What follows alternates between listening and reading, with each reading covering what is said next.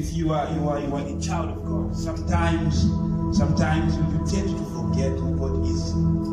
Hallelujah. Some people tend to forget who God is. As long as you are faithful before God, no matter what you are going through, even if you boil water with stones for today, that's not the full stop, that's not the end of your life. Hallelujah. God is faithful, tried and tested beyond reasonable doubt. Hallelujah. So if he has been tried and tested, who are you to doubt him? Hallelujah. If he could answer people who are in the desert with nothing, no water, no food, how much more you are in an urban area? Hallelujah. God can do exploits with you. Hallelujah. I'm telling you, this week somebody is going to be blessed by the Lord. Hallelujah. I just feel it in my spirit. Somebody is receiving a blessing this week. Hallelujah. God is faithful. David said, I lay my prayers in the morning and I go through my day expectant. He knew God is faithful. Hallelujah. You cannot doubt God. Doubt the preacher, not what the preacher is preaching. God is faithful. Hallelujah. You can take your seats. Hallelujah. Life, there is never, if you go to the hospital, if you go to the hospital, the sign that there is life is when they put you on a machine. The sign that there is life, the machine goes up and down, up and down. Have you ever seen that? Yes. That machine is telling you that there is still life in this person. But when you see the line straight, it means the person is dead. Even a machine defines that way. Meaning to say your life, when you are alive, there are ups and downs. When you are alive, when you see everything going straight, something is dead. Hallelujah. There ought to be a mixture of things that can affect you, that can make you happy, that can make you feel miserable. And sometimes you may be excited. That's a sign that you are a living being. Hallelujah. Hallelujah. Tell your neighbor, I'm in charge. Today we are going to share a message that I called Who's in Your Boat? Hallelujah. Who is in your boat? Hallelujah. I will explain from scripture why I took that. You know what, I was listening to an experiment that was done by a state professor. They said that they took a rat, they closed the rat inside a place whereby there was water that had cocaine, and then there was pure water. After a period of time, they saw that the rat would continuously drink the water that is cocaine up until the rat would die. They were trying to study addiction, but they said that so then it means cocaine is addictive. But another professor came and said, no. But you gave the rat, there are no options there. Can you put more options inside that cage? And let's see if the rat will continuously drink the water with cocaine. Hallelujah. So they placed a lot of things inside the cage. They placed a lot of things to play with food and everything. And then they put the cocaine in the water and then the pure water.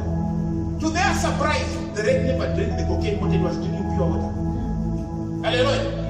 Telling you that worry, and some people are addicted to worry. Some people are addicted to certain bad behavior. The reason you are in a cage that is limited, there's no exposure in your area. Hallelujah. When you don't have exposure, find the exposure in the Word of God. Listen to it. It will just begin to open your mind up to find that there is a lot that I can do. There is, and that's what the Word of God does. When it comes into your spirit, it just nourishes you. You are like somebody who has got so many options in front of you. Hallelujah. But when you see yourself sitting down and anxiety, worry, depression starts to haunt you, then it means you've got limited options.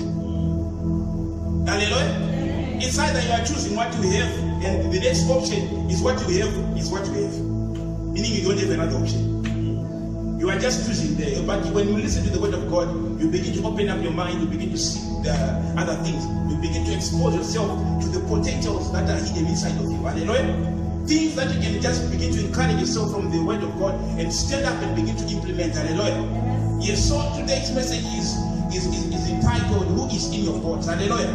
Allow me to say this. In the book of Genesis, let's start in the book of Genesis. In the book of Genesis, I want to show you, in fact, the crux of today's message is just zeroed in on the fact that we are going to see what happens when a person has got God on his side and when a person does not have God on his side. Hallelujah. A classic example is when we are talking about Adam. Hallelujah. So I want you to open your Bibles in the book of Genesis. The book of Genesis is the book that is just after Revelation. Some of you don't read your Bible. I always tell you that I never want you to sit in front because I know what pastors can do. They just say, "Brother, open Habakkuk," and you've never seen the book of Habakkuk. You flip pages up until the pastor will say, "It's okay, okay, I was saying." You say that the brother does not even know Habakkuk. Hallelujah. So I would go and sit in the middle there because these pastors, they don't know that some of us, we don't know this book. Hallelujah. Yeah, hallelujah. So we want to see when God created Adam, he created him in his image and in his likeness. We all know that. And the Bible records that then God planted a garden. Hallelujah. And when he planted the garden, he decided to put men inside the garden. That time everything was okay because Adam was in good books with God. Hallelujah. Sometimes in life, when you find your things not going well, check your spiritual life. Hallelujah. It's not all about people. You know, the Bible says we do not wrestle against flesh and blood, but against principality, meaning to say the battle is always spiritual. Hallelujah. Yes, I know that demonic spirits can manifest in a person and can haunt in your life, can become an obstacle in your life. But don't make that an obvious case. Hallelujah. Some hindrance that we face is just because you yourself can become a hindrance to yourself by virtue of not updating your spiritual life. Hallelujah. Continuous prayer, continuous fellowship, continuous reading of the Word of God. When you begin to do that, you are nourishing your spirit. Hallelujah. It has been proved beyond reasonable doubt. Stop going to church. Stop praying. Stop listening to the Word of God. I'm telling you, the possibility that you will be in a pub in the few months is high. And you will not even know what got you there. You will not even know. You will just feel like, no, just one of those moments. But the reason, the manner in which the Word of God is helping you, you might not see it. Yeah. But ask people who are observing you.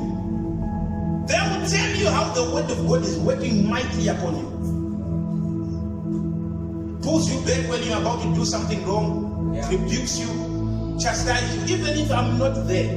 But there are certain things that you want to do, but because of the Word of God that is in your spirit, you just feel like, I cannot do this. Hallelujah. The reason is the Word of God that is inside your spirit. Hallelujah. So God created Adam. So let's go there. I want you to read in the book of Genesis. I want to show you something that happened. And starting Genesis chapter 2, the verse of 8, when God planted the garden. Genesis chapter 2, verse of 8. Then the Lord God planted a garden in Eden, east, and there he placed the man he had made. The Lord God made all sorts of trees grow up from the ground, trees that were beautiful and that produced delicious fruit.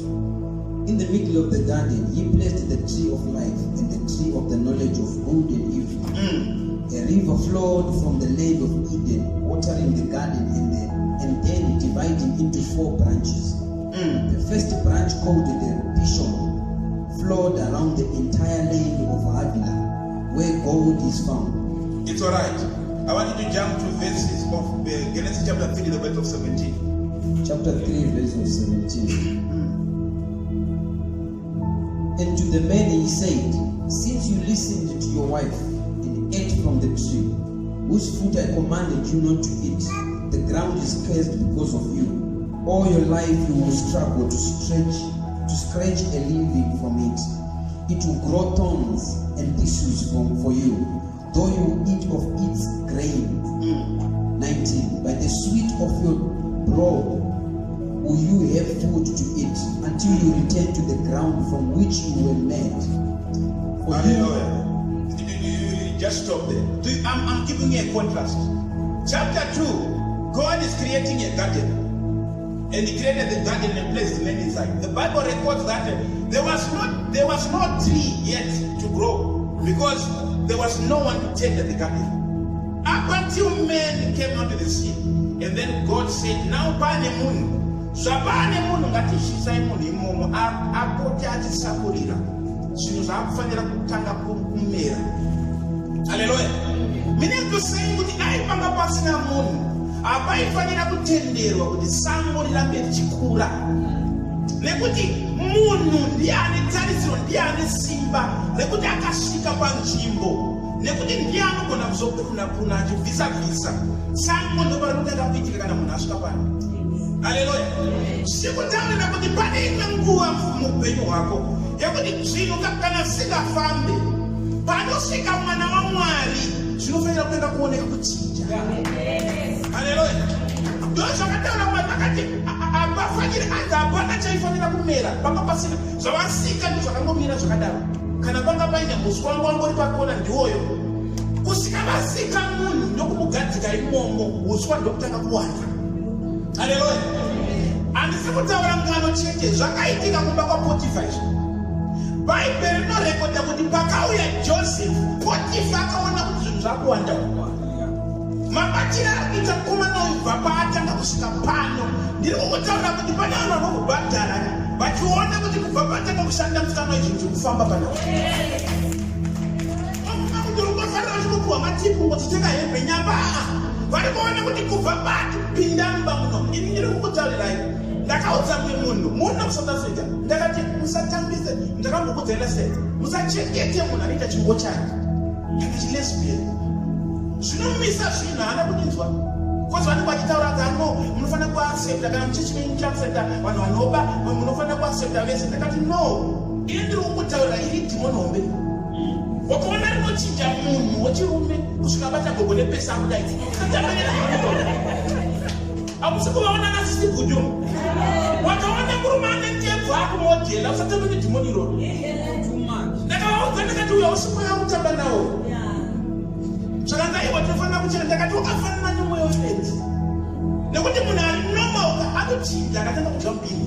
Ane madigiri agotaura chirungu akapisa musoro mbiri. Wakafanana unongosiyana ise mukategori aukoneka newakawanda. Stay away from this spirit. Hawana kudinzwa. Vakazoenda kuimba kuhope ndobva vati ndaingorota ndichitanga ndikupinda munhingi hati munodzi mukoti hati every day ndaipinda mukoti ndichinzi uyu ndaatongwa ane nharo hati dzauya nhasi hopeka izvozvo mangwana adzodzokorodza kusvika vakubvunza kuti naimba hopedzi kuhope ndokwavakabvunza kuti naimi zvii zviri kumboitika ndikutongerwei. Vakaudzwa kuhope kuti Mauvheni haana kukudzei. Inu wacho ari pano. Ndiri kukutaura munhu akafona akataura zvakukuudza izvo. Akaudzwa kuhope kuti Mauvheni haana kukuudza here. Ani ndakabvunza kuti Mauvheni upi kuti ndandokangana nezvii. Handiri kuzwa zvakanzi uchakuziva. Handibva dzapera dzakadaro. Ndokubva azomuka. Ndokutoudza murume wake zvakanzi kuhope wachida zvanzi Mauvheni unomuzera. Murume wake ndakati uyu wawaiti Pastor Mauvheni waiye asivera. Zvakanzi ndiwo. Kanzi ndoikutaura apa nyamba spare mapangochani manje. Nekuti auya akati anondinama ndashabe kugara. Saka ndopinda akupinda imomo akugara imomo. Tererai zvandiri kutaura vanadiwa. Mweya wedhimoni kana uida kuona dhimoni rakaoma. Irori dhimoni iri kumodhelai. Haleluya. Vakarichengeta pamba pakashaika kana 1 rand kana 10 rand. Handisi kutaura vanhu vasina kuenda kuchikoro ka. Tara vanhu nemapepa akakwana vakaenda. Vane mari dzavo. Vati mumba makatadza kupinda kana chii? Kana 10 rand. Iye wana sei? Reason pauya munhu ane chakamugara. Haleluya. Kana munhu yauya ane chakamugara chionai zvaakuitika. Saka kana zvakadaro kune munhu akatakura mweya wetsvina zvinofanira kudaro kana munhu akatakura mweya wezvedu. Haleluya. Kana ndasvika panzvimbo when I'm carrying the Spirit of God, when I come, then the Spirit of God should be seen that there is life around me. Hallelujah. Hallelujah. So Potiphar identified that the day that this man stepped down, not only Potiphar, even Jacob's father-in-law, say that I went to an enchanter, that I was going to look at was one with Jacob. Jacob, I'm not going. Then he said, no, you cannot go. Let's just agree. He was not trying to negotiate with him so that he could stay. He knew that this man has got something. Yes. Hallelujah. Tell your neighbor, who's in your boat? Who's in your boat? Who's in your boat? Who's in your boat? Because the manner in which you are behaving and the manner in which things are happening, who is in your boat? Who is in your side? Who is inside of you?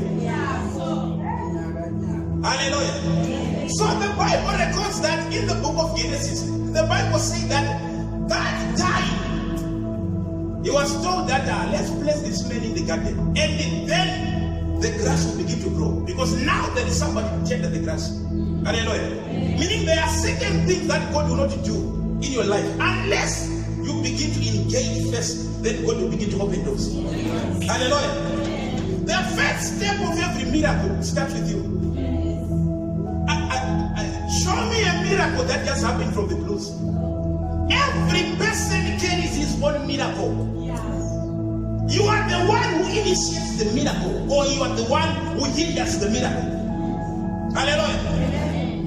So now, look at this. God created in the garden. Then the man was functioning properly. Everything was okay. And by the verse, I'm not far enough to be very good at romance. So you know, I'm not going to do a simple message. Mamira, I'm going to muti. Ati moja sisi tukifema, moja tukifema kitu sikamcha kana moya ati so. Sina ndine Bible kunyangwa akasatwa vangiri chipalizwa. Iyo muti wewe ukupalizile. Nekuti ndiani kufunga kwako angasike zvinhu zviri panze izvo. Nekunanga kwazvakaita zvinakubuda from nowhere. Hakuna an excuse. There is no man who has got any excuse to say God does not exist. As long as there is nature, nature preaches to you. The manner in which things are created in their order, they are preaching to you. Open the book of Romans chapter 1. No man has got any excuse to say that I know I don't hear the gospel. So since I don't hear the gospel, I will not go to hell because the preacher the gospel has not reached me. No. As long as you know that there is all these things were created by God, then the gospel is already in you. Romans chapter 1, the verse of 18 to 24. What does it say? Romans chapter 1, verse of 18. Yeah. God's anger exceeds, but God shows his anger from heaven against all sinful, wicked people who suppress the truth by their wickedness. They know the truth about God because he has made it obvious to them. For ever since the world was created, people have seen the earth and sky. Through everything God made, they can clearly see his invisible qualities. Do you see this? Through everything that has been made, you can clearly see the invisible qualities of what? No one has got an excuse to say God does not exist, or maybe because the way that I'm living. No, when you are moving around, you are sure that a tree is bringing oxygen and you are giving it carbon dioxide, and you are okay. That just happened from the breeze. Don't you see that this is the work of a master architect? Yes. Hallelujah. Nature preaches to men. No one is with an excuse. Continue reading. Even the Bible says no one could have an excuse. Through everything God made, they can clearly see his invisible qualities, his eternal power and divine nature. So they have no excuse for not knowing God. You don't have an excuse for not knowing God. Even if there is no gospel, the gospel is out there. No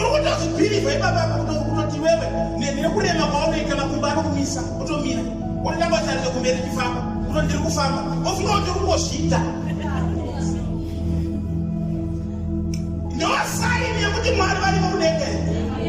Aizve. Yes, they knew God, but they wouldn't worship him as God or even give him thanks. And they began to think up foolish ideas of what God was like. As a result, their minds became dark and confused. Claiming to be wise, they instead became utter fools. And instead of worshiping the glorious ever-living God, they worshipped the idols made to look like mere people and birds and animals and reptiles. Do you hear this? Still kutarira kuti wakaona munhu akunamata madzvinyu, zvimbuyu nezvikwambo. Isaine kuti Mwari vakuramwa. Nekuti kuramba kuvaona. Kuramba kuti iwewe ndiwe kutoramba. Ndosaka zvikunzi he gave them to their foolishness. Ndakakuta kuti foolishness, the word foolish is not an insult. It means you are too slow. They became too slow to see the things that God was doing. Everything was testifying of the existence of God. But they decided to ignore God. And they began to give themselves to foolish ideas. Let's worship this crocodile, God of the Nile. Let's worship this star. It is God who gave them to that. Because they decided to ignore God. When you ignore God, God will give you up to the worshiping of idols. Unaona akafugama kudai zvake. Kwakaswa zari nezvimatanga hapana chiripo. Hapana kana Mwari aripo. Pane kwakangoswa zigate rakadai. Mvura yakucherwa mubhizu yakasviba ndoichakandwa pamusoro pako. Ungonzi pfugama yapi madzimai pfugama yapi. Unotoona kuti ane dzungu uya unokuziva kana chiripo.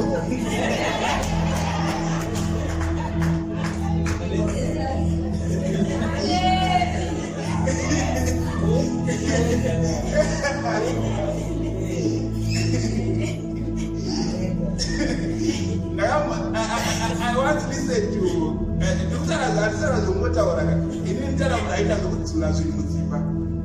I confess one thing. I do pass isusu takasvakapamba zvataita kozoita zvimapipi mwana kakayane nyanga akaviganyanga mumwe achida kuplanda nyanga saka kaona kuti pane munhu akangwatisa pamba ipapo ati ndiwa ndingi takataimira kuda kumwachisa handi saka takangogona kuiplanda chete nyanga iyoyo asina kuiona handi patinenge takuti nyanga iyo irapera handi ndiwa tinoifa pamberi handida kumudira mvura zvisingaite nekutomudira hovhu kusvikaita white chimukandira kuti ukoyoko chimudhuma paizvaone kwaitonga kubato dai handida kumufikisa kuti next time patinodzoka notitenda ndiri kutaurira kuti unoenda kuona ane dzungu akuya kuno kuitonyangira mazai nechingwa kuno kuya kuya kuno mudire magati kune dirai kuti iri nderatete rotorai homberi nyatodirai garashe mune murume tarisati torai rino kuti dirai murume anouya kuna munhu achikuda mume akatota neputsu neputsu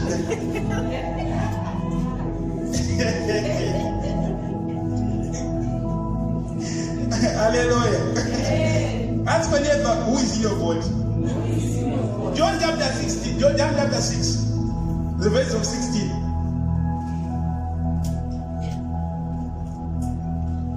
Hallelujah. John chapter 6, verse of 16. Yes. That evening, Jesus' disciples went down to the shore to wait for him. But as darkness fell and Jesus still hadn't come back, he got into the boat and headed across the lake towards Capernaum. Soon, a gale swept down upon them. The sea grew very rough.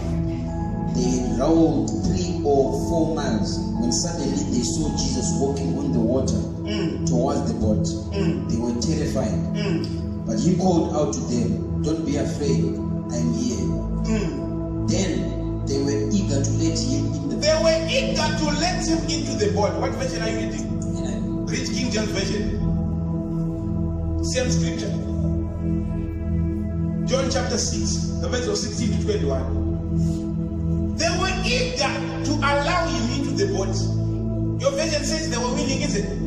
Yeah. Some say they were eager, some say they were willing. Hallelujah. Reading King James Version, John chapter 6, verse from 16. And when evening was now come, his disciples went down unto the sea and entered into a ship and and went over the sea towards Capernaum. And it was now dark, and Jesus was not come to them. And the sea arose by reason of a great wind that blew. So when they had rowed about 25 or 30 furlongs, they see Jesus walking on the sea and drawing nigh unto the ship, and they were afraid. But he said unto them, It is I, be not afraid. Then they willingly received him into the ship, and immediately the ship was at the land whither they went. Look at this. They were willing to allow Jesus into the ship. And immediately when Jesus got into the ship, the Bible records immediately they arrived. Did you hear what the Bible said? They were willing to allow him into the boat. The moment he stepped into the boat is immediately arrived. No, that's a miracle. That's a miracle. He's saying stepped in and it just arrived. Hallelujah. That's why the delight that is happening in your life, who is in your boat? Hallelujah. Who is in your boat? Who have you allowed in your boat? You know, people have got, they just have got a phobia, a fear for the spiritual. The Bible records that these people, if you read the Bible, they were in the middle of a storm. The ship was being tossed to and fro. Hallelujah. And the Bible records that Jesus came whilst he was walking on top of the water. The very storm that is troubling them. Here comes a man who has no fear, who has no storm in his eyes. He's walking on top of it. And immediately fear got into them. And Jesus had to tell them, It is I. And the Bible records that when he said, It is I, they were willing. The question is, are you willing? Yes. Let me tell you this. Man has got the power to choose anything. If you know a person who's got the what we call sovereign power, spiritual is man. You have power to choose whether to worship demons, whether to worship God. It's in your hands. Hallelujah. What then happens is a result of who you're allowed to be in your foot. Hallelujah. So the Bible records that when Jesus stepped in, because the Bible says they were willing. Isaiah chapter 1, the verse of 18. What does the Bible say? Open the book of Isaiah. Willingness. God is only looking for those who are willing. Are you willing? Isaiah chapter 1 verse of 18. Yes. Come now, let's settle this, says the Lord. Come, let's reason together. God is even begging you. Let's reason, my child. Let's solve this together. Continue. Though your sins are like scarlet, I will make them as white as snow. I'll forget your sins. Don't even mind that yesterday what you were doing was wrong. Even what you were doing today. As long as you've come in my presence, I'll forget about them. Continue. Though they are red like crimson, I will make them as white as wool. If you only obey me, you will have plenty to eat. If you are willing, if you will, you have plenty. Hallelujah. That's King James, isn't it? NIV. Go to King James. Open King James. If you are willing and obedient, hallelujah. God is ever willing to transform your life. But the decision is, are you willing? Do you want him to transform your life? Or you still have got the fear? These men were in the boat, but they were still afraid. Up until Jesus said, It is I. The Bible records that it was them who were willing to bring him in. Meaning to say, if they decided not to bring him in, you would continue walking on the water. You would be riding on the storm once they were being trampled by the storm. Hallelujah. Certain situations that trample your life. The question is, are you allowing him to be in your situation, or you are afraid of him? People fear the spiritual. They fear to be godly.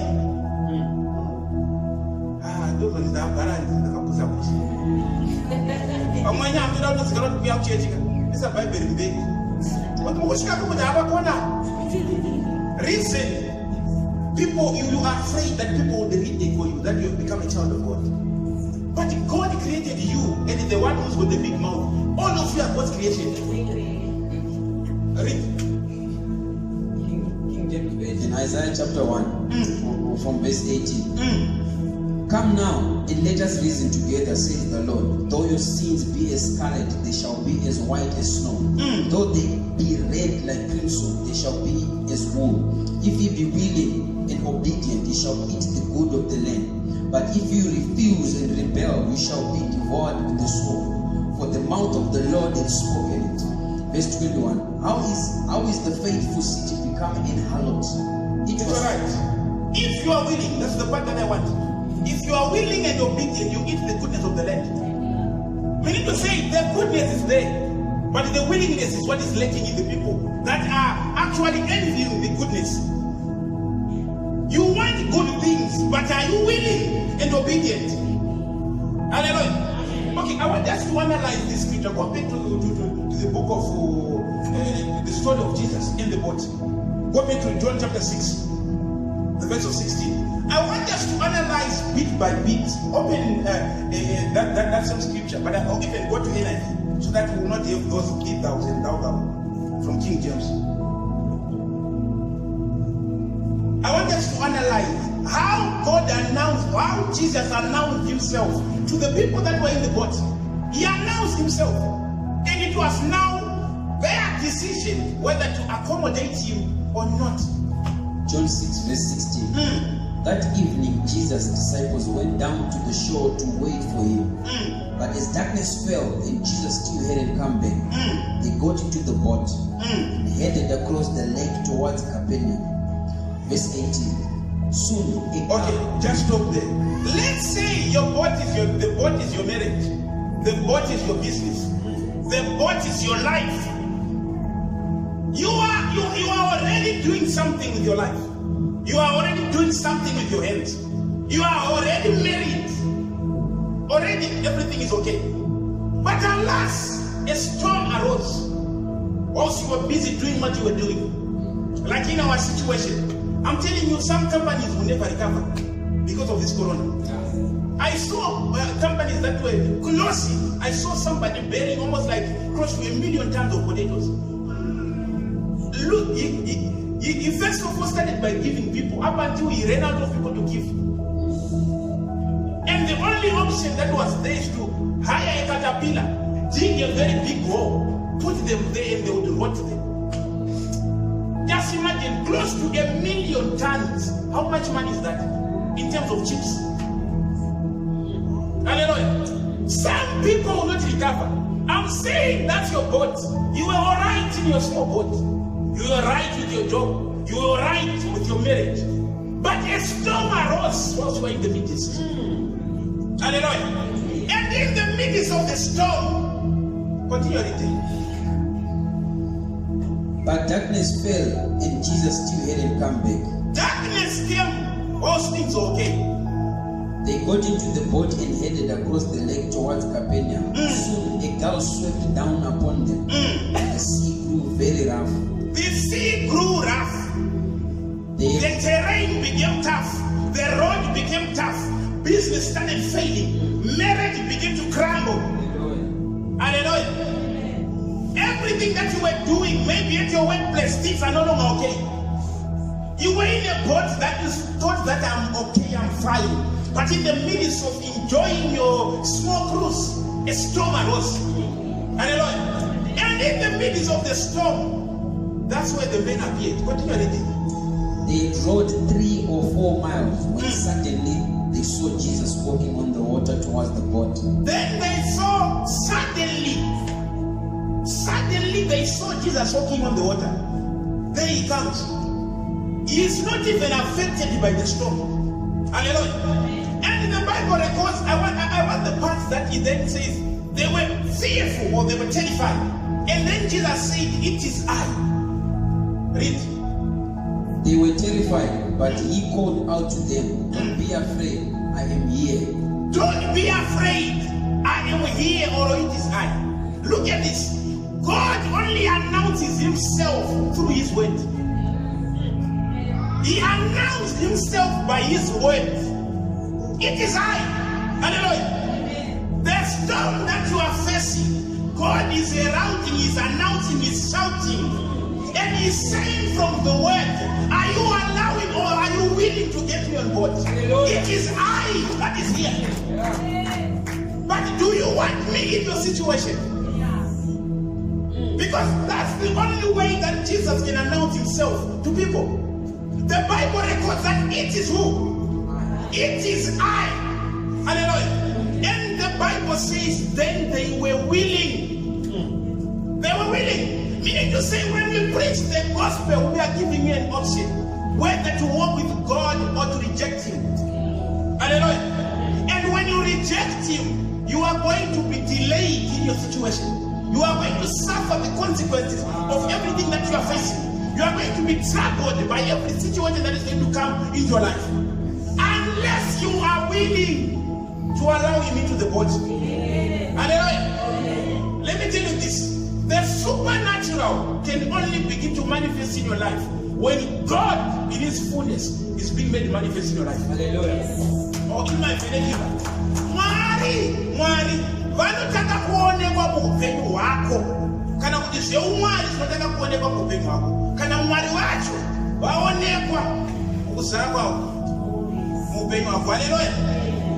So people don't understand that this willing, the question remains, are you willing? Hallelujah. Willingness is a decision that is taken by men. It's an individual decision. Hallelujah. Wakafunza kuti ngomana nomudero ndinoti pane nyaya dzekuti ukazonzwa mupenyu zvinodano ndakazorongerwa mukomana ndakarongerwa mukomana munhu anenge mereji inenge yablenda ipapo saka anenge ada kutanga kutarama zvakatangira kuti nditete ndo vakandirongera mukomana iwo mfungwa dzako manje urikubvunza kuti iwo wakaenderei kana usingadi obva wanyarara zvako bva tisaka pamaita sina tete tete ndobva wanditi mukomana ani kari ndaitenda naye mugare mese. Wow, wakatonogara naye. So it means, are you saying you were not willing? Or you were willing? Hallelujah. Because even kana usingada udi aiwa kana usingada udi. Hallelujah. Even wakamani kitu kote unotokonzeresa kusvika kudzorera. But wakatogona watogara kanguva ipinze pane pawatozviudza kuti now I am willing.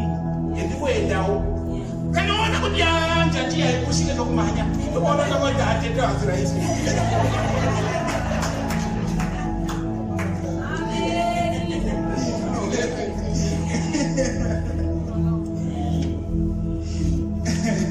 Hallelujah. Sometimes I just enjoy the word of God. Hallelujah. I just cannot wait for Sunday sometimes. Hallelujah. Because there is a lot that we have to learn from the word of God. Hallelujah. So you understand that the willingness is a decision that you make whether to accept God into your situation or to invite him into your situation or to allow him into your situation so that he can begin to work with you. Hallelujah. Because the moment that these disciples allowed God into their situation, the Bible records that a miracle happened. Hallelujah. Immediately the boat arrived on its destination. Meaning that's a miracle that just happened by the virtue of just allowing Jesus to be on board. Hallelujah. By virtue of allowing Jesus to be on board, you might not see how much you have actually jumped that head of delay. Hallelujah. Tinamane kuti vairambo kudzavarorwi vakarorwa nezvatokutaura izvi. Chimuudza kuti akudenga kuna Mwari. Hallelujah. Vacho vanofunga kuti tisu tiri pahiti tiri kupisa vachikora nekutsanyi. Koita munhu yekuti unobata gotsi kuti naime murume yadei asatoenda mfumo.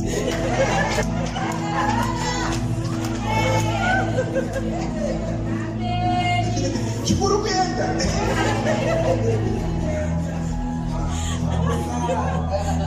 Chikuru kuenda sei? Chikuru kuenda. Ndio kutaka kufunza hizo. Hallelujah. So you understand that kungotendera Mwari kuti vawe in situation yacho. Hallelujah.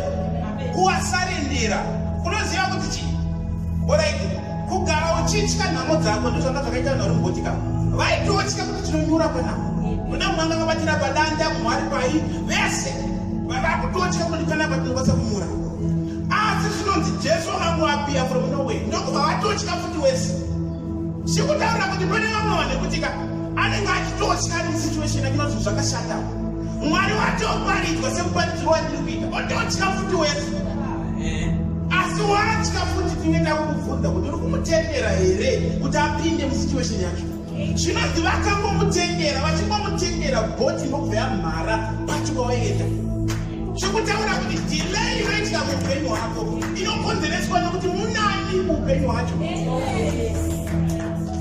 imi unoziva kuti mubhaibheri munotaurwa munyaya yaregioni religion is a number of demons aminoti mangana ke 10,000 or aminoti mangana ndo zvinoreva religion angaine madhimoni akasingaverengeki ari pamunhu wani ane chakapinda pari ndoda pamwe angasina kutendera pamwe mwe munhu akavhura dhoo nokugarwa nemwoyo wetsvina asida kuti muone simba raitwa nemwoyo wetsvina zvinonzi hakuna aipfuura nekumakuva ikoko nekuti pane munhu wani akagarwa nemwoyo wetsvina ari kutonga teritori aleluya saka hakuna munhu aitoziva kuti tamba nezvimwe uku kuna regioni. A demon can become territorial. What more of a child of God who is for the Spirit of God? Kwa hiyo unemweyo kuti demoni rakatarisa rinogwagwadza. Zvinonzi Jesu achisvika demoni rakatanga kuchema kuti musatidzinga waprista tiendese kunguruve.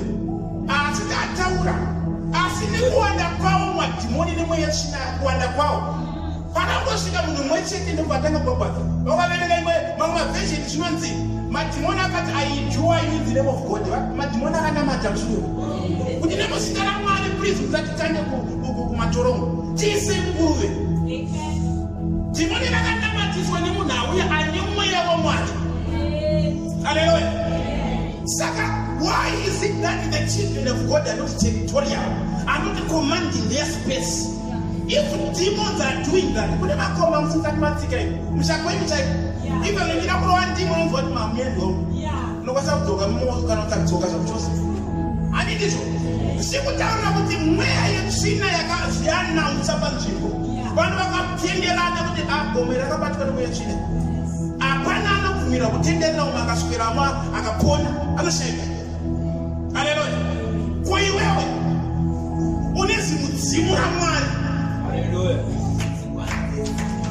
aiwaeka nosona chaiyo zvona zvinoreva kuti mudzimu mutsvene ndo akakugara apana kana teritori yaunokumani dai vari sekuru izvozvo chiri even uri mukati unonzi sekuru chiri puta kuti zvikuratidza kuti pane saini yachakagara kokana ndagarwa naMwari ndakaichikoka zvinoitaura dhogonoti pane zvekutapira so vanhu vazive kuti ayo pane chakagara chikuitika anidizve nekuti ndatendera saka nhasi ndakunamata kuti Mwari ndakutenderai nhasi kwandaenda kwese ndakutenderai ungave kubasa ungave kupi ini Mwari vakavatendera vakava vana veIsraeri vakaudzwa naMwari kuti endai munokumbira jewelry. That's imagine kuti endai munokumbira chii jewelry maziya mushe kudhara kwanga kusina phone konga machaina akasatako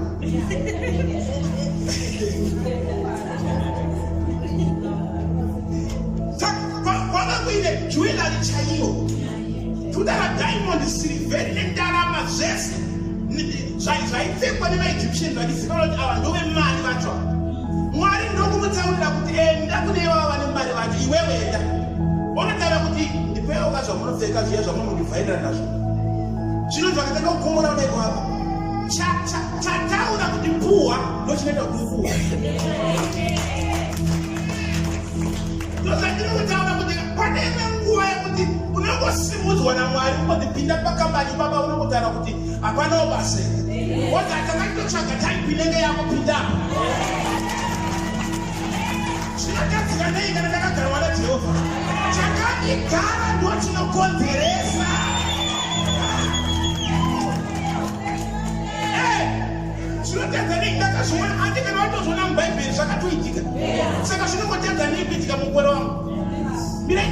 chokwadi chinotorwadza vanhu vaitozviita vasina mweya mutsvene.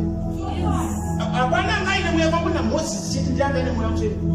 Ava vari kunzwawo nyaya naMozisi kuti watidenga ratiikweyo mukwashe onzi vari kuti anzienda iko kune maEgyptians vamunoshandira vaya munoti zvavanopfeka zvekukumbira kuti idire vaidiswa here hatirowe kana vari mwari vataura endai otoenda kusvika kuti kogwemadhako kuti chii kuti handida kukumbira zve zvamunongondipfekera zvokutasa pasi kuti maiwe zvamucharowa ona munhu akutokukumura kuti akutokuma.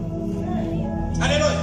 Apa nyamba havana kana mweya waMwari vari kutoudzwa nemunhu ane mweya waMwari ko iwe wakazadzwa nawo ko iwe chii chiri kumboitika panzamba hamwe kundava kutema nekupikise mari kuti kutema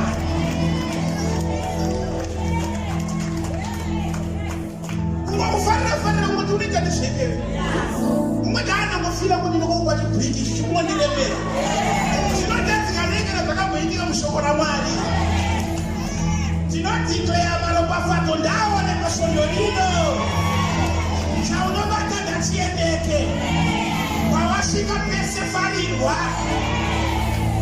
Haleluya.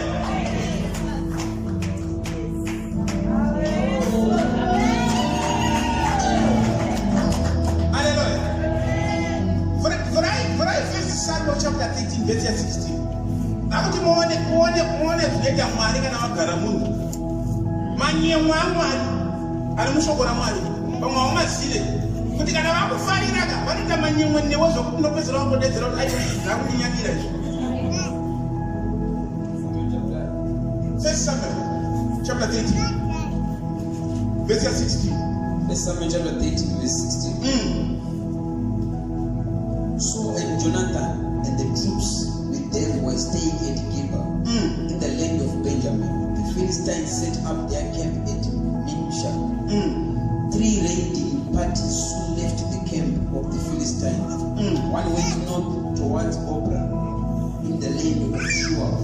Another went west to Beth-horon, and the third moved toward the border above the valley of Seboim near the wilderness.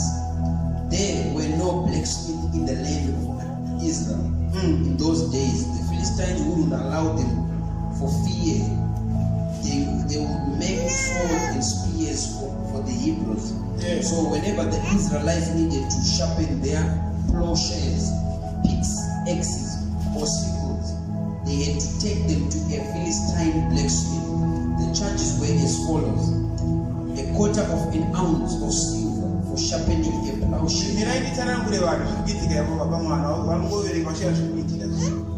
Vana veIsraeri vanga vasina kana pfuti kana museve apa vada kuenda kuhondo vanga vane zvidhina mapiki nezvekukowesa hapana kana ane pfumo. Ukaverenga nyaya yacho zvinonzi vanga ane mapfumo tu. Apa Mwari ndiye ari kuti endai kuhondo. Hapana kana chainacho chezvaukamboita wewo hauna chiripo. Haleluya. Pamwe yepiswa tokwereta asina kutomira mushe.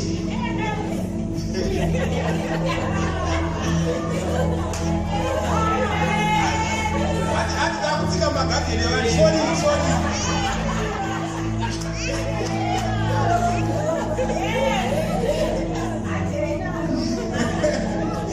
Ndakutambira magadheni evanhu.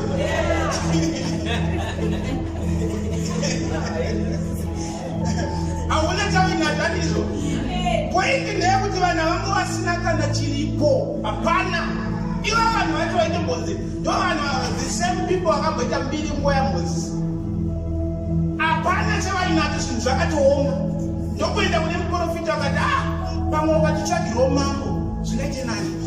Samuero zvinonzi wakachema ukati akomana vanhu vandiramba uye zvavaramba Mwari nekuti Samuero ndiye anga ari muprofita ndiye anga ari mutongi saka iye aitonga on behalf of God achitonga vana veIsraeri. Ndokubva vauya vakati hatichakwanisa kuramba tichitongwa newe nekuti wani wakura at the same time vana vako havasi kufamba mutsoka dzako vanopota vachiita corruption government.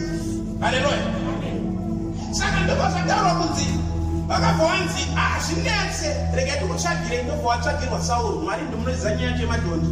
Ndobva vatsvagirwa Sauro. Sauro vauya wauya aure hapana ami ati ndiye atanga kuita mambo hapana ami nekuti ami yamakore Yesaya akati Jehovha nekuti vanga paine muprofita wayo vakuzozvikuita saka varamba Mwari varamba muprofita vakuda ami yemunhu ami ndokuvasvika ami commander in chief his excellency vari kutarisa kudai soona hapana kana akambotirena kuita hondo hapana ane pfuti hapana ane banga vanhu vese vane zvekutikisa mugadheni vane matombo vanocheresa kumigodhi vane machizere nemahama apa kune maphilistines ari kutouya kuda kuvarwisa Mwari ndobva vati regandiite manyemwe saMwari iva vasina zvavainazvo zvinonzi Sauro nemwana wake ndovanga vakabaita mapfungo chete zvekutoti ami aitodedzera kuti akuperi kuna mudhara kusajaire ndorega 2 mwane pfumo ndo waitemba iwavo imbofunga kutemba 1 2 apa vanhu vanenge vakazara zvinonzi ami yemaphilistines aizara endinzonzo nyaya yacho zvake zvangoainazvo zvakasiri maweapons acho kana vakuda kuzvishapena vainovezesa kumaphilistines acho ndomowainoboti eke haisikoyahondo tikumuprobhovesa zvoita waiti ndeyekuti vanhu vamakarowa nenhamo sai dzinobhadhara hakuna nhamo inofura nokuti nokuneka eke muhondo kuti ndikumurobhovesa zvindoda asvikotocheka muti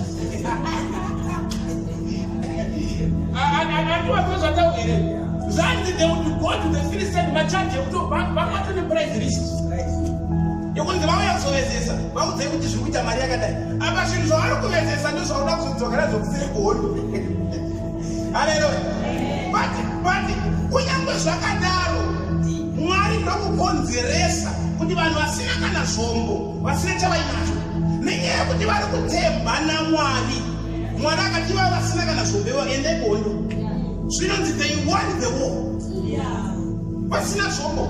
My point is ndiri kutaura nemunhu asina chainacho haleluya une chainacho asi unani who is in your body chate nekuti ari mubhoti ndiani nyaya yese haleluya unoziva kuti ukipenda wakaungudza ukachema ukati zvangu handina chandinacho ndiri dzvinyu risina makushe nekuchapera kuchema still you are demanded to make a decision wapedza kuchema uchaita decision futi.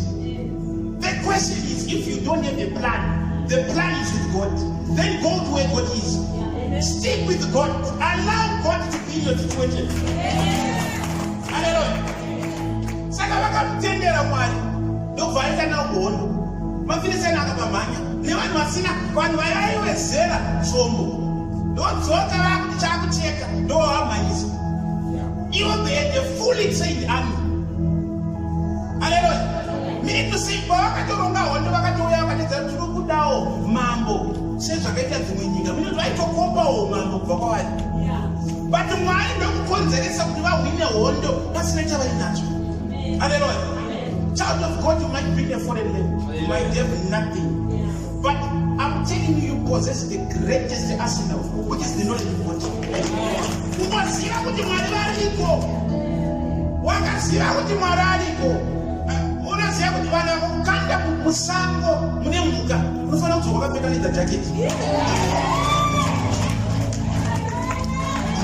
Kungoti zvityise so, kungoti zvityise kuti ndina Mwari. Wapinda imomo musina chainacho unobva wakarowa neta kuti vangoziva kuti ndina Jehovha. Haleluya. Ukaverenga Bhaibheri zvinotaura kuti Ruth vanhu vakatiza nzara kudzinza kwavo kwaIsraeri ndokuuya kuMoabhu. Vasvika kuMoabhu vari kutotiza nzara. Ruth ndokuroorwa ariko aroorwa nevanhu vatiza nzara. Murume ndokufa asakaita mwana. Varume vese ndokufa kusara vakadzi chete. Murora amweni vese vafa hapana fucha vasirwa. Haleluya. Ndokufa amweni vadedzera kuti musandidedze zita rekunaka. Ndiudze kuti Mara, ndidedze kuti Mara zvichireva Pita. Haleluya. Vati ndidedze kuti Mara, don't call me Naomi, call me Mara, call me Peter. Pamwe kuti Mara uchiona kuti zvinongoshanda kuti upenyu hwandi Mara ngamarwa neupenyu akati hazvikufamba. Haleluya. Adaro ndokuvata kakuparidza vangeri rerebellion kuvarora. Akati maona zvaitika kazvi. Kana pakadai apa vanotodedzera kuti dzinza rakatukwa. Haleluya. Asi chandinofarira ndechekuti Ruth akadai waka. Ndazvinzwa kuti varoma hapasina. Zvakationa ina handisina ukamira pano handina kana mamurume andichakupa. Haleluya. Sikutaura kuti munhu agara hatorina solution.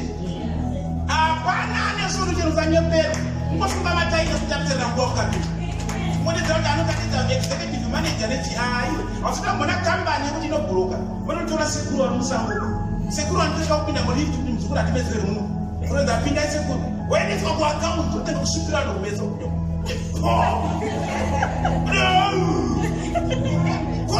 Ko zvamunomusunga mataimu muchiti mune madiploma degree nemamaster zvadii? Vanozviziva kuti ayo kungobhaisa ukasi chaizvo zviri kumweya. Haleluya. Saka akaudzwa nyaya kuti handina mwana wandinokupa vakomana vapera. Saka dzokera uwanikwe nowanokuwana zvakanzaiwa. Chandasarira pano ndimwari wemwoyo wamanyudza. Iwo aigara achitaura kuti iye mukudzinza kwedu Mwari wedu akazondibvisa wakadai. Iye Mwari uye waaiterera iye. Ndiye waakati ndowandiri kugarira kudeni. Zvikutaura kuti pane imwe nguva yekuti zvinhu zvinokuomera asi chaita kuti urambe wakabatirira ndiMwari. Wakagarira Mwari. Vamwe pazvinovabhendera anozora mekapu nomira pamabhawa atanga kutengesa zviboda. Kudai.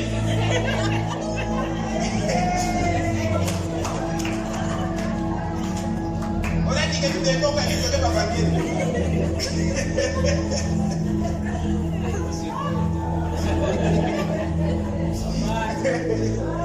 Haleluya. Asiwa unongobvira waita kusheniyo. Unenge wakangotsungirira. Chawakatsungirira inyaya yekuti wakanzwa kuti kuna Mwari kudenga. Haleluya. Mwari vanopindura. Saka zvinonzi Ruth akati ndazvinzwa kuti maachembera hamuna murume wamuchandipa. Asi chandiri kugarira pano Mwari wenyu achava Mwari wangu. Saka chakaita kuti aramba akabatirira ndiMwari. Wakawekana waita attitude iyoyo Mwari anoita manyemwe nevanhu. Aishe inini pane mufundisi watoshamwadzana naye. Akanomatira munhu akauya akati anomufundisi pabasa pari kudzingwa vanhu. Saka ndauti muninamatire kuti tidzadzoke basa. Zvakanzi hapana problem. Ndobva munamatire. Vachingomunamatira achisvika kubasa ndobvafaiwa. Mangwana ndobadzoka. Unoti anotoona kuti fesi yauya iyi haina kumira mushe. Nekuti ari kutofunga kuti mufundisi ndowamubvunza chii.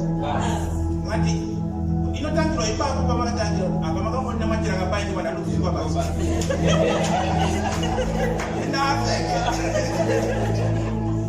Enda afeke fesi yacho vyakuda kuti asvika mafanidzwa na. Ndakasunga mamwiro. Kutarisa kuti hamuchikobva kunamatira ipapo. Chingosvika kubasa zvikangofayana. Chikave chinhu naMwari. Handisiwo kuti chikave chinhu. Asi ndikakunamatira kuti aiwa hakunamatira nyanjaka.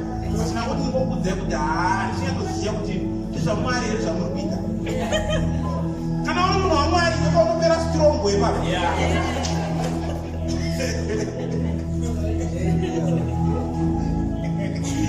Ndobva aenda ndobva paita mazuva mairi matatu polisi ndobva yakubasa ikoko.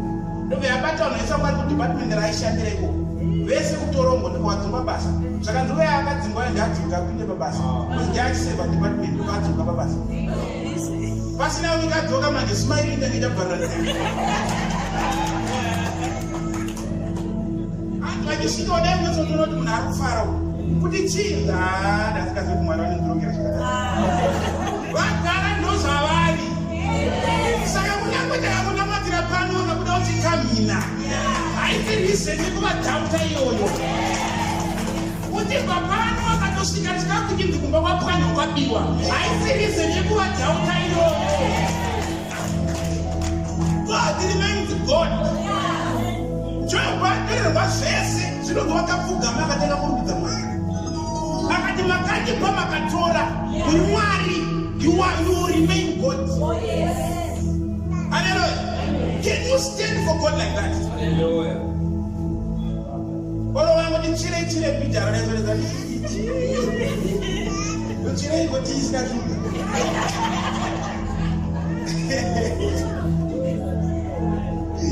Ari batu jamba na wajamba kutaka kujamba. Wangu na wangu chile. Ari ora jamba. Hallelujah. You will never be late if you allow God in your situation. Hallelujah. Yes, people might say that, but no, in the eyes of men, yes, it might look like that. But God is advancing you in a level that you might not see. Stick to the plan. You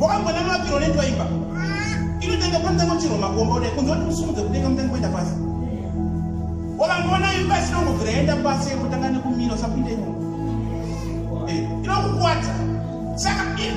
The deeper you go, the higher you jump. Like what I always tell you, the way up sometimes is down. No impression ya mali. Inaita kuruma inasa. Asi ndo kublasa wache huko. Hallelujah. Saka na kumuone chini. Muna anamali ka. I always tell this to people. Wakaona munu kunyangwa akafika buti akapinda. Kunyangwa sina kana chaka chaina kisha unaona cha chaina twitch. Hapana. Asikoona munu yakitsungurira kuna mandavara kwa za mchose. Muda atakutoa.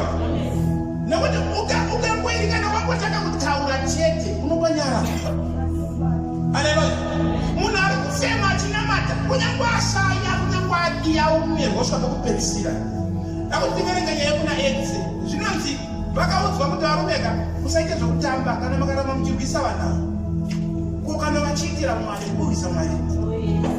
Handi kune book ya Acts chapter 5. But mundiverengere verse ya 17. Mo majamba to verse ya 34. Same chapter. Acts chapter 5 verse 17. The high priest and his officials who were Sadducees were filled with jealousy. 34. Moverenga ipa verse 17 mchitika. Zvinonzi vakatanga kuva nejealousy kuti vadisciple vari kuparidza ndokutanga kuti agona. Hallelujah. The high priest and his officials who were Sadducees filled with jealousy. They arrested the apostles and put them in the public jail.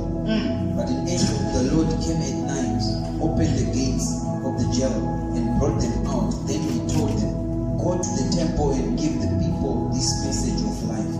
Hallelujah. Izvamunze. Vana vaiparidza nokusungwa nokuiswa mutorongo. Asi Mwari vanga vaineka vari kuda kuti message yavo iende. Mwari vakati aiwa zvatinetsa imboenda munovhura majeri movaisa kwavari kunokona kuparidza. Havana kutarisa kuti kwavari kuparidza mangwana zvanongobatwa kuti zvakabatwa futi. Asi point ndeyekuti kana Mwari vakupa assignment yekuti uachieve, if it's godly, I'm telling you there is no obstacle on earth that can stop you. Hakuna. Zvingangoita sekunge vakubata vaita godo vaita jealous. Kana vari Mwari vakupa assignment iyoyo kuti itaiti, hakuna obstacle inokumisa. Ndozvavakangoratidzwa naMwari. Mwari akangovasimudza ndokubva angona vagadzika zvakanzi varume paridza iti pandinokutanga kuparidza. Apa mwana vari kufara kumba kuti akomana aito aisa kujeri. Mangwana vari kumuka unotoisa kujeri. Vakomana vaya vakaisa kujeri nezuro vari kuparidzawo. Saka ngenda muvatora. Zvinonzi havana kuvaita hafu vakasvika kuvatora mushe. Ndokuya nao ndokunovagadzika. Vavagadzika ndokutanga kutaura navo. Mumwe neuchenjeri ndokuona kuti zvikuitika panapa kaizvo. Taipi yavanhavo chavaburitsa mujeri matakavaisa mune masimbi chii? Akurizina munhu. Vakanomira panzvimbo vakatanga kuparidza chii? Verenga vhesi ya 34. Ndobva amisa vanhu vese. Akati varume, mirai ndimbotaurawo. Musamhanye zvinhu zvatiri kuona pane vanhu ava ka. Tererai. Verse 34. But one member, a Pharisee named Gamaliel, who was an expert in religious law and respected by all the people, stood up and ordered that the men be sent outside the council chamber for a while. Then he said to his colleagues, men of Israel, take care what you are planning to do to these men. Some time ago, there was that fellow, Theudas, pretended to be someone great. About 400 others joined him, but he was killed, and all his followers went their various ways. the whole movement came to nothing. After him, at the time of the census, there was Judas of Galilee. He got people to follow him, but he was killed too. All his followers were scattered. So my advice is, leave these men alone. Let them go. If they are planning and doing these things merely on their own, it will soon be overthrown. But if it is from God, you will not be able to overthrow them. You may even find yourselves fighting against God. The others accepted his divine advice. They called in the apostles and had them flogged. Then they ordered them never again to speak in the name of Jesus, and they let them go. Verse 41. The apostles left the high council, rejoicing that God had counted them worthy to suffer disgrace for the name of Jesus.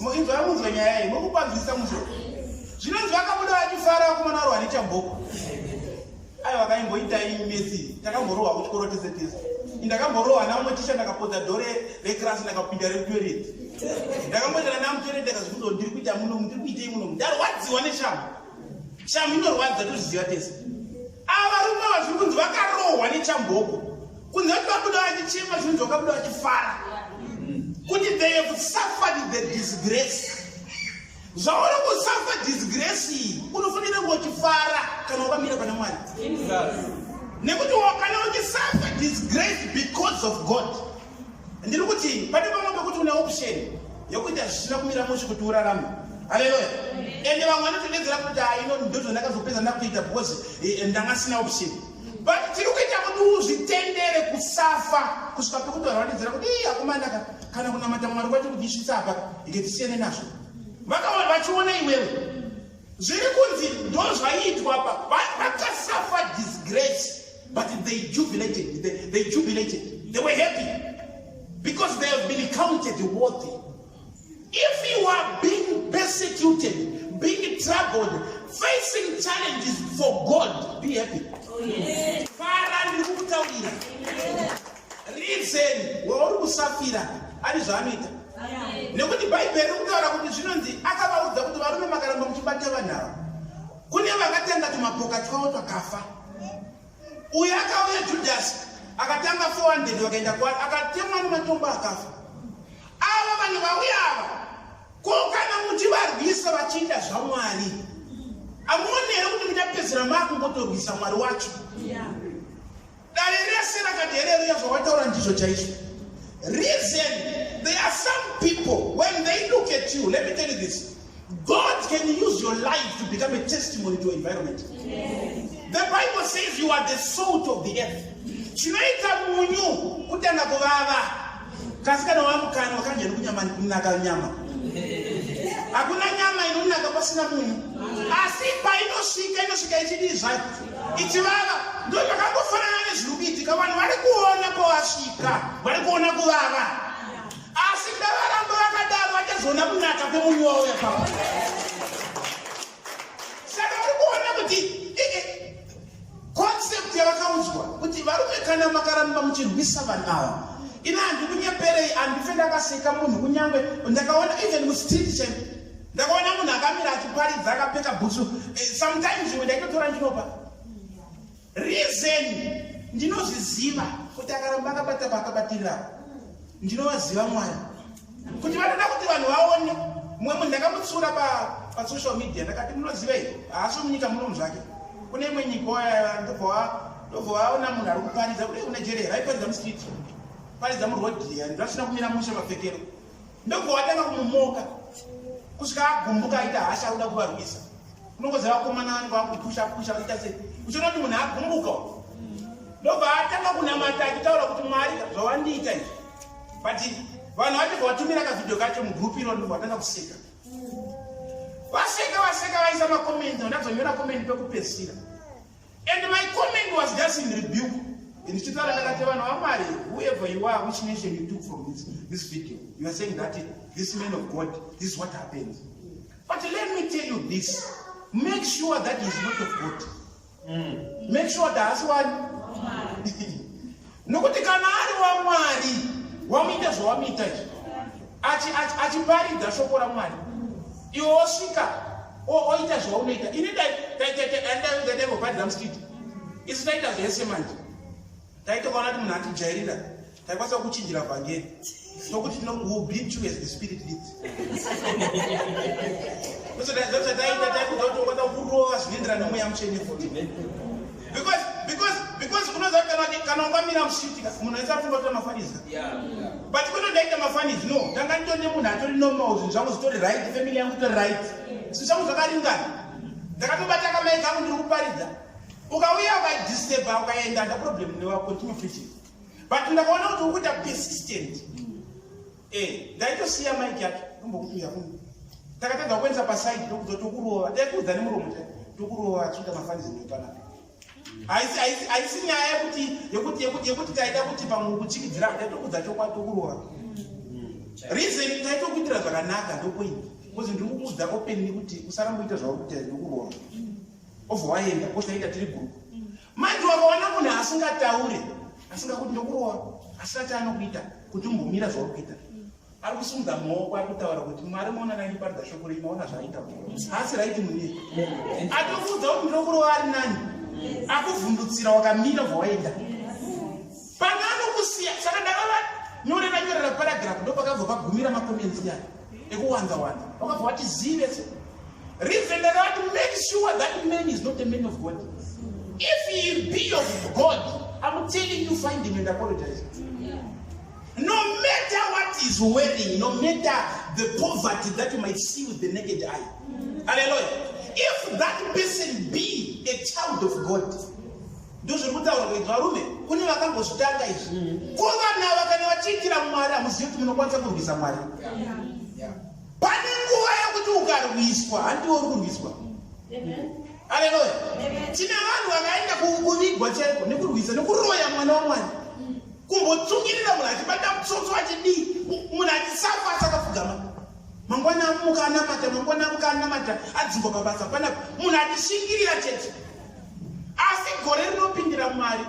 Unoziva kuti Eli akataurira vana vake akati vana vangu kana muchitadza tadzirai munhu makatadzira Mwari ndiani anokurandisirai nekuti vanga vakunzwa vakuita mabasa asina kumira muchemutemberi akavadedza akatika munhu ari nani vanangu asi kana matadzira ende kuona kuti akavaudza vana kuteerera. Look at what God did when he avenged. He said kuti hakuna wadzinza rako achararama kupfuura makore ake ese from zvinonzi kubva nguva iyoyo hakuna kana wadzinza rekwaEli akapfuura makore vese paeji akafira vana vacho. A case from God. Ndiani anozokuradutsira kana uchirwisa mwana waMwari. Haleluya. Ndoda kungoonesa kuti haisi yese nguva yekuti unofanira kufumbata zvibhakira uchidzorera. Usatedzere pastor. Pastor waijaza kupasta kunzvimbo kwakakurira kwaifiri. Taitaka kupindira mufaiti ndokubvunza kuti mukurovera ndiri. Takaona kuti munhu wekumara impeda kurova taitanga tangopindira mufaiti yacho. Kana tapedza kurova kuti tachimbovereko. Kuti hacho ndidaya zvineti ndiwadenda. Hallelujah. Hallelujah. So sometimes it's not all about retaliation, but you have to understand when people are fighting you, not all battles are directed to you. Stand still, for the battle is mine, says the Lord.